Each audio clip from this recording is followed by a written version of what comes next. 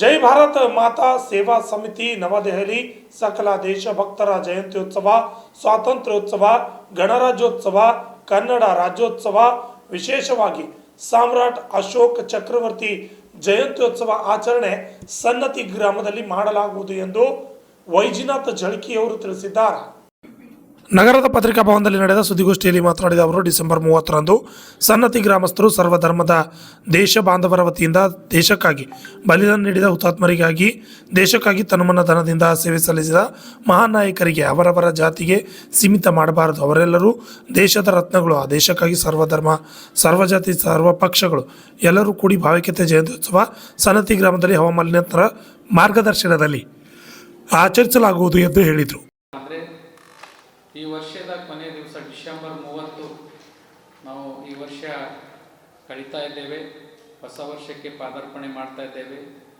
ಆ ಪ್ರಯುಕ್ತ ಈ ವರ್ಷದಲ್ಲಿ ಆಚರಣೆ ಮಾಡಲಾಗ್ತಿರುವ ಸ್ವಾತಂತ್ರ್ಯೋತ್ಸವ ಆಗಿರ್ಬೋದು, ಗಣರಾಜ್ಯೋತ್ಸವ, ಕನ್ನಡ ರಾಜ್ಯೋತ್ಸವ ಹಾಗೂ ಸಮಸ್ತ ದೇಶಭಕ್ತರ ಜಯಂತ್ಯೋತ್ಸವ ಈ ಬಾರಿ ದಕ್ಷಿಣ ಭಾರತದ ಬೌದ್ಧ ಧರ್ಮದ ಪ್ರಚಾರದ ಪ್ರಮುಖ ಕೇಂದ್ರವಾಗಿದ್ದ ಆಗಿನ ಸಮಯದಲ್ಲಿ ಸಾಮ್ರಾಟ್ ಅಶೋಕ ಚಕ್ರವರ್ತಿ ನೆಲೆಸಿ ಹೋದಂಥ ನಾಡು ಚಂದ್ರಲಾ ಪರಮೇಶ್ವರಿ ದೇವಿಯ ದೇವಸ್ಥಾನ ಇರುವ ಸನ್ನತಿಯಲ್ಲಿ ಸಾಮ್ರಾಟ್ ಅಶೋಕ್ ಅವರ ಜಯಂತ್ಯೋತ್ಸವದೊಂದಿಗೆ ಎಲ್ಲ ಕಾರ್ಯಕ್ರಮಗಳನ್ನು ಆಚರಿಸಲಾಗ್ತಾ ಇದೆ.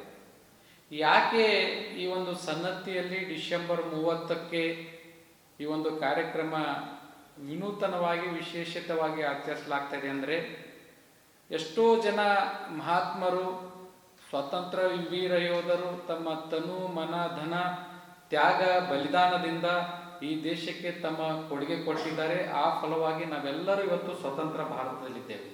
ಆದರೆ ದುರ್ದೈವ ಏನಪ್ಪಾ ಅಂದರೆ, ಕೆಲವು ಮಹಾನ್ ನಾಯಕರ ಮತ್ತು ವೀರ ಯೋಧರ ಬಗ್ಗೆ ನಮಗೆ ಪುಸ್ತಕದಲ್ಲಿ ಓದಲು ಸಿಗ್ತಾ ಇದೆ. ಆದರೆ ಇನ್ನು ಎಷ್ಟೋ ಜನರ ಬಗ್ಗೆ ನಮಗೆ ಮಾಹಿತಿನೇ ಇಲ್ಲ. ಅದು ಶಿಕ್ಷಣದ ಕೊರತೆ ಆಗಿರಬಹುದು, ಆದರೆ ಪಠ್ಯ ಪುಸ್ತಕಗಳಲ್ಲಿ ಅವರ ಅಧ್ಯಯನ ನಡೆಸಿರುವುದ ಕೊರತೆ ಆಗಿರಬಹುದು.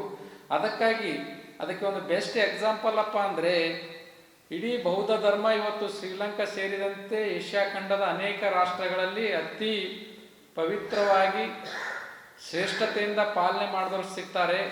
ಆದರೆ ಆ ಬೌದ್ಧ ಧರ್ಮಕ್ಕೆ ಕಳಿಂಗ ಯುದ್ಧ ಆದ ನಂತರ ಮನ ಪರಿವರ್ತನೆಗೊಂಡಂಥ ಸಾಮ್ರಾಟ್ ಅಶೋಕ ಚಕ್ರವರ್ತಿ ಅವರು ತಮ್ಮ ಮಗಳಾದ ಸಂಘಮಿತ್ರ ಅವರು ಕೂಡ್ಕೊಂಡು ಸನ್ನತಿಗೆ ಬಂದು ನೆಲೆಸಿ ಶಿಲಾಶಾಸನ ಮಾಡಿ ಇಲ್ಲಿಂದ ಶ್ರೀಲಂಕಾಕ್ಕೆ ಪಯಣ ಬೆಳೆಸಿದ್ರು ಬಂದವರು. ಅಂಥ ಬೌದ್ಧ ಧರ್ಮ ನಮ್ಮ ಡಾಕ್ಟರ್ BR ಅಂಬೇಡ್ಕರ್ ಅವರು ಕೂಡ ಸ್ವೀಕರಿಸಿದರು. ಆದರೆ ಈ ದಕ್ಷಿಣ ಭಾರತದಿಂದಲೇ ಈ ಬೌದ್ಧ ಧರ್ಮದ ಒಂದು ಪ್ರಚಾರದ ಕ್ರಾಂತಿ ಆಗಿನ ಕಾಲದಲ್ಲಿ ನಡೆದಿತ್ತು ಎಂಬುದೇ ನಮ್ಮಲ್ಲೇ ಎಷ್ಟೋ ಜನರಿಗೆ ಗೊತ್ತಿಲ್ಲ. ವಿಶೇಷವಾಗಿ ದೇಶದ ಒಂದು ರಾಷ್ಟ್ರ ಲಾಂಛನವಾಗಿರುವ ಅಶೋಕ ಚಕ್ರವರ್ತಿಯ ಒಂದು ಅಶೋಕ ಸ್ತಂಭದ ಪ್ರತೀಕವಾಗಿ ಅಶೋಕ ಒಂದು ಸಿಂಹದ ಒಂದು ಗುರುತು ನಮ್ಮ ರಾಷ್ಟ್ರ ಲಾಂಛನದಲ್ಲಿದೆ ಬಂಧುಗಳು. ಅದಕ್ಕೆ ಪ್ರತ್ಯಕ್ಷವಾಗಿ ಪರೋಕ್ಷವಾಗಿ ಈ ಸನ್ನತಿಯಿಂದಲೂ ಕೂಡ ಒಂದು ದೊಡ್ಡವಾದಂಥ ಒಂದು ಕೊಡುಗೆ ಇದೆ. ಯಾಕಪ್ಪ ಅಂದರೆ, ಅಲ್ಲಿಯ ಶಿಲಾಶಾಸನಗಳು ನೋಡಿದಾಗ ಈಗಲೂ ಸಹಿತ ಗುರುತಾಗುತ್ತೆ. ಅಶೋಕ ಸ್ತಂಭಗಳ ಬಗ್ಗೆ ಕೆತ್ತನೆ ಇದೆ. ಅಶೋಕ ಚಕ್ರವರ್ತಿ ಶಾಂತಿ, ನೆಮ್ಮದಿ, ಏಕತೆ, ಸಹಬಾಳ್ವೆ ಇವುಗಳ ತತ್ವ ಸಿದ್ಧಾಂತದಡಿ ಸನ್ನತಿಯಲ್ಲಿ ಪ್ರಚಾರ ಮಾಡಿದ್ರು. ತದನಂತರ ಶ್ರೀಲಂಕಾಕ್ಕೆ ಹೋದರು. ಇಷ್ಟೆಲ್ಲ ವಿಚಾರಗಳು ಇಲ್ಲಿ ನಡೆದರೂ ಸಹಿತ ಇನ್ನೂ ಕೂಡ ಸನ್ನತಿಯ ಅಭಿವೃದ್ಧಿ ಆಗಿಲ್ಲ. ಸನ್ನತಿ ಎಂಬುದು ರಾಷ್ಟ್ರ ಮಟ್ಟದಲ್ಲಿ ಇತಿಹಾಸದ ಪುಟ ಸೇರಲ್ಲಿ ಎಲ್ಲೋ ಕೂಡ ಕೊರತೆ ಎದುರಾಗಿದೆ. ಈ ಸನ್ನತಿ ಇಡೀ ದೇಶದ, ಇಡೀ ವಿಶ್ವದ ಕೇಂದ್ರ ಸ್ಥಾನವಾಗಿ ಗುರುತುಪಡಿಸಬೇಕು.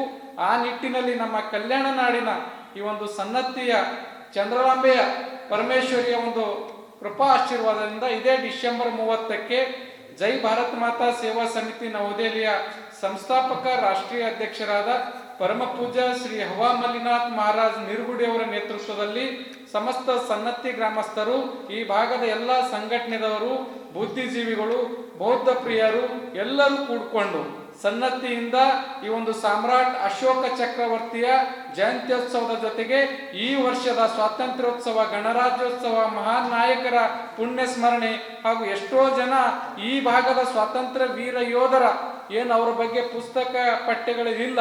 ಯಾಕಂದರೆ 371J ಅಂತ ಈಗ ನೋಡ್ತಾ ಇದ್ದೇವಲ್ಲ, ಇದಕ್ಕಿಂತಲೂ ಮುಂಚೆ ಹೈದರಾಬಾದ್ ವಿಮೋಚನೆಯಲ್ಲಿ ತೊಡಗಿಸಿಕೊಂಡಂಥ ಈ ಭಾಗದ ನೂರಾರು ಸ್ವಾತಂತ್ರ್ಯ ಯೋಧರು ಇದು ಇತಿಹಾಸದಿಂದ ಮರೆಯಾಗಿದ್ದು ನಾವು ಕಾಣ್ತೇವೆ. ಅವರನ್ನೆಲ್ಲರನ್ನು ಸ್ಮರಿಸಿ ಗೌರವಿಸಿ ಮುಂಬರುವ ಎಲ್ಲ ಯುವ ಪೀಳಿಗೆಗಳಿಗೆ ಈ ಬಗ್ಗೆ ತಿಳಿ ಹೇಳುವ ನಿಟ್ಟಿನಲ್ಲಿ ಮತ್ತು ವಿಶೇಷವಾಗಿ ಇವತ್ತೇನು ದೇಶದಲ್ಲಿ ಜಾತಿ, ಮತ, ಪಂಥ, ಧರ್ಮ, ರಾಜಕೀಯ ಭೇದ ಭಾವದಿಂದ 130 ಕೋಟಿ ಭಾರತೀಯರಲ್ಲಿ ಏನು ಒಡಕುಂಟಾಗ್ತಾ ಇದೆ, ಅದನ್ನು ಆಗಬಾರ್ದು.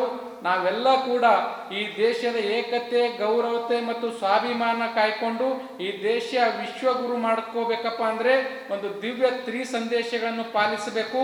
ಅದೇನಪ್ಪ ಅಂದರೆ ಸರ್ವಧರ್ಮ ಸಮಭಾವ, ನಿಸರ್ಗದ ಈ ಸುದ್ದಿಗೋಷ್ಠಿಯಲ್ಲಿ ಜೈ ಭಾರತ್ ಮಾತಾ ಸೇವಾ ಸಮಿತಿ ಜಿಲ್ಲಾಧ್ಯಕ್ಷರಾದ ಸಂದೇಶ್ ಪವಾರ್, ಮುಖಂಡರಾದ ಮಲ್ಲಿಕಾರ್ಜುನ್ ಸಾರವಾಡ್, ಸೈಯದ್ ರೌಫ್ ಖಾದ್ರಿ, ಸುನೀಲ್ ವಂಟಿ, ರಾಜು ಕುಮಾರ್ ಅವರು ಹಾಜರಿದ್ದರು.